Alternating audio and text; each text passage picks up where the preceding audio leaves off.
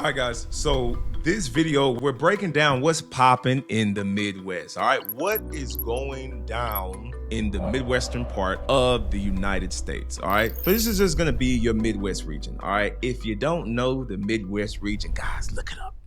All right, ChatGPT is free. All right, but no, seriously, guys, if you don't know the Midwest by now, I'm here to tell you it is probably the only market, consistently, throughout majority of the Midwest right now. It's probably the only consistent region in the year of 2025 as we're going into 26.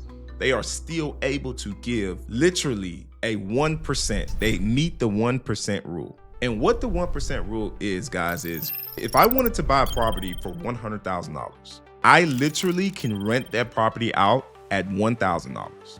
If I bought a property for $80,000, I can literally rent that property out for $800. If I bought a property for $200,000, I can literally rent that property out for $2,000. The Midwest, consistently, it is the only region that is able to accomplish that. We're talking about the Kansases, the Ohios, the Indianas. Those Midwestern regions, guys, is where that is able to be accomplished. It's also the areas where you're going to see prices sub 100s till today. And I'm not talking only single family homes. Guys, you're going to be able to get ones and twos. All right. If you don't know, twos is duplexes that you can still get and buy under really $80,000. Okay. You can get duplexes under $80,000. You can get single family homes under $50,000, $55,000, $60,000 in the Midwest. So imagine you're deciding that you want to get into real estate. Imagine if you want to build a real estate portfolio, or if you want to flip your first property.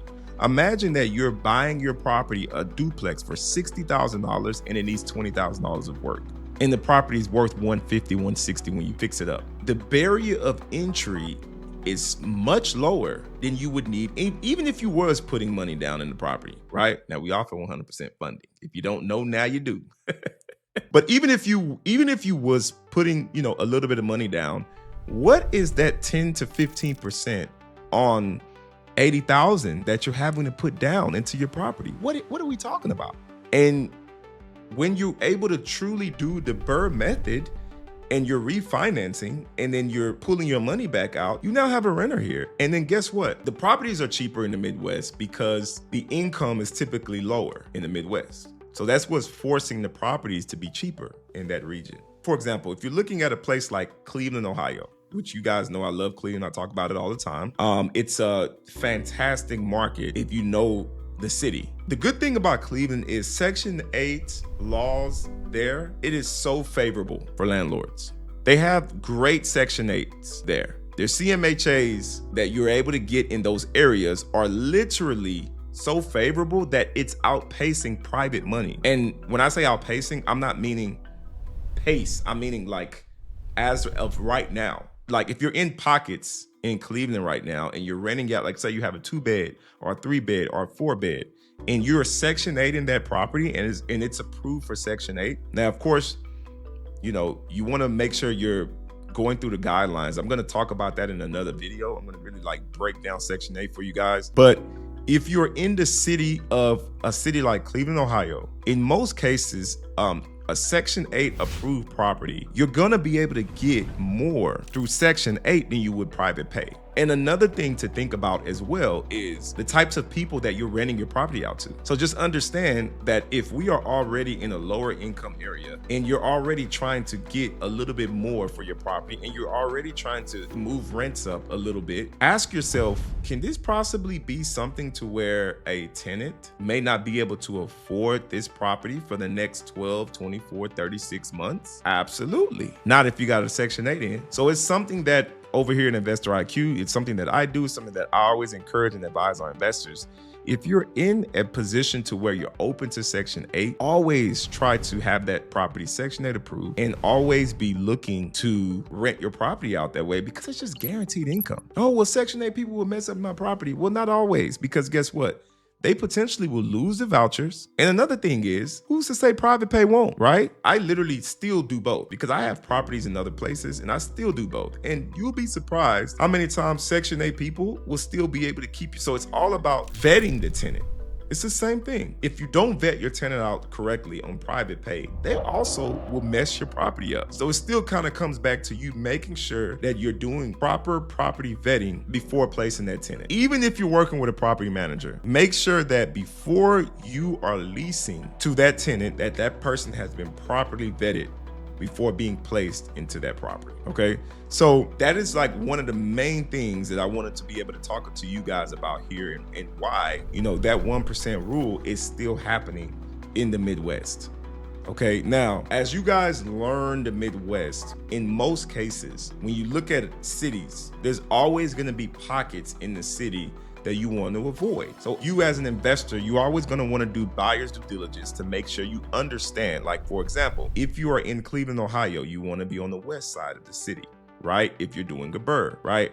Because there's going to always be pockets that are not good and that are not where you want to be, and those typically are the cheapest deals. So if you go online and somebody tell you like, oh well, I see $20,000 properties, well, it depends on what area it is. So always make sure that you're not just blindly investing into an area, or you're not just blindly like, oh, I can pay for that cash. You probably don't want to do that.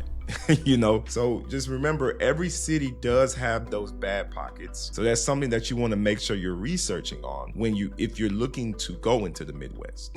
Okay, something to also keep in mind in the Midwest, you do have in a lot of cases, the snow is something. So for my down south, people even, on the West Coast side, for different people around the country that is typically not really used to snow all the time, just understand that as you're going into that market, they get snows in the winters, they get snowed out. That's something that you want to keep in mind, from your properties as you're, going into your investment journey. But I like to tell everybody, right, as I always say, right now, the way everything price rise is rising right now. Everything is getting more expensive. The economy is not in a, fantastic shape. There's tariffs going around. There's, shutdowns happening. There's lots of layoffs happening right now. What that's forcing a lot of things to do is get more and more and more expensive. What that's meaning also is a lot of the times people can't afford to invest into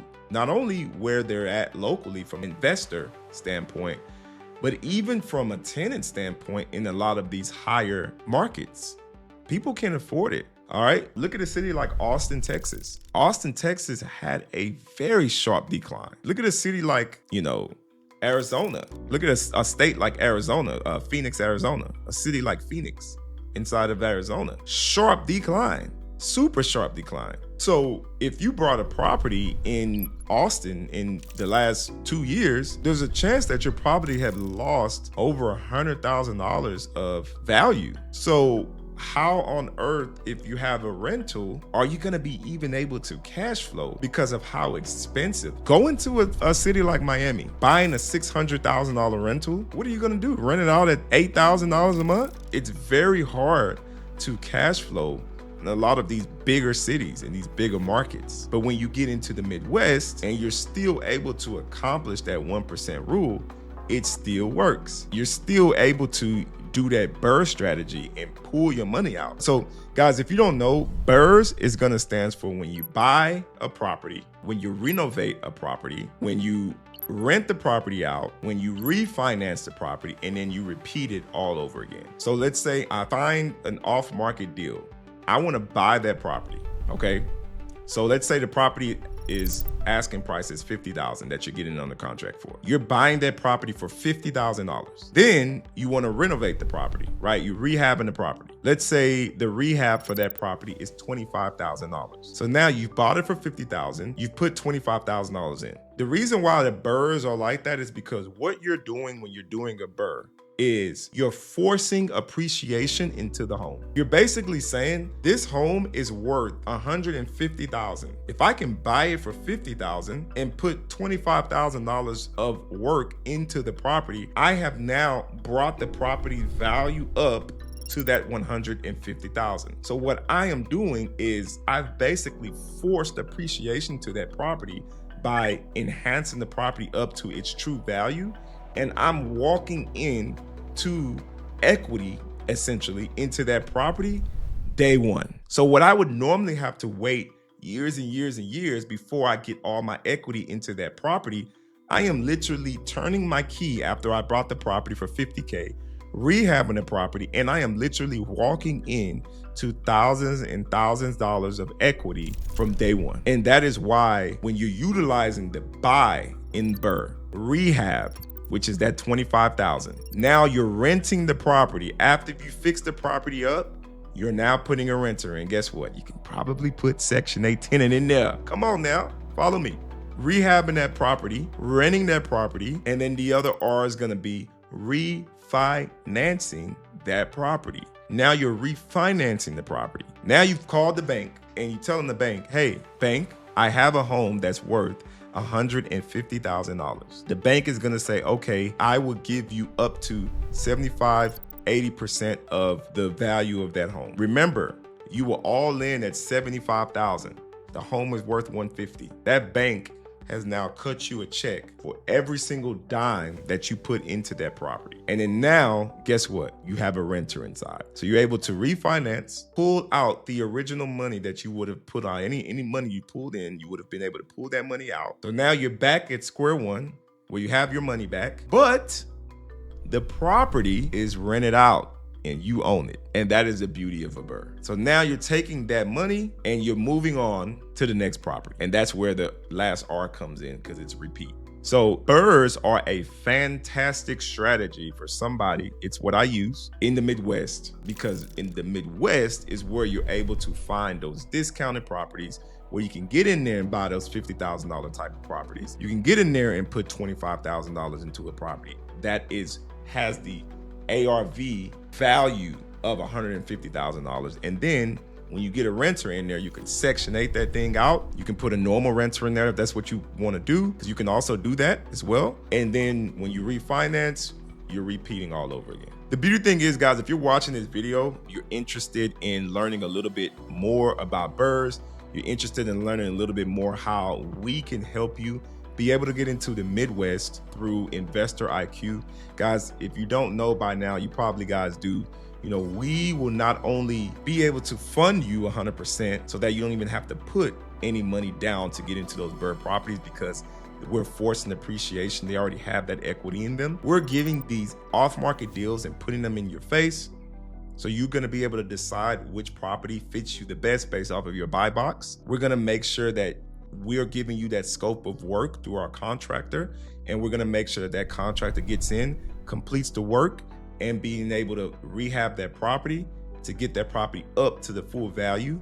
And then you're gonna be in a position where you're gonna be able to either refinance the property out with a renter inside, or you're gonna be able to sell the property and make a little bit of profit. So if this is something that you're interested in, I'm sure the link is somewhere on the page anywhere. Feel free to click the link and get on with us, talk to a member of our team, and then maybe we can be able to potentially help you out or discuss next steps from there. All right.